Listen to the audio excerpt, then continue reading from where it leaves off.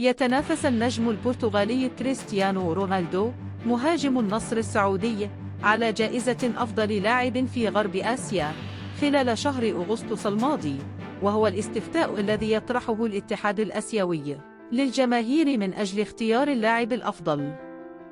وينتهي التصويت على اختيار أفضل لاعب في غرب آسيا خلال شهر أغسطس الماضي في 8 مساء بتوقيت القاهرة.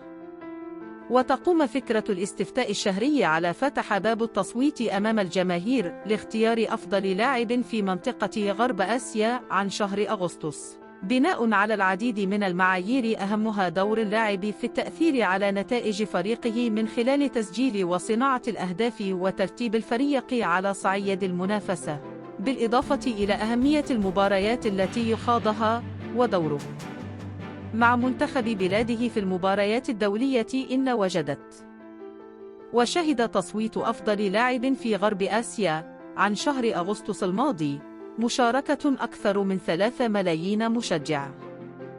وجاءت قائمة المرشحين لجائزة الأفضل خلال شهر أغسطس كالتالي: كريستيانو رونالدو، النصر السعودي; عبد الرزاق حمد الله، الاتحاد السعودي; روبرتو فيرمينو، الأهلي السعودي; يوسف نياكاتي، بني ياس الإماراتي; ياسين براهيمي، الغرافة القطري; أنس العوضة، الوحدات الأردني; حمزة عيسى، ثقافي طول كرم الفلسطيني; الحج مالك، الأنصار اللبناني.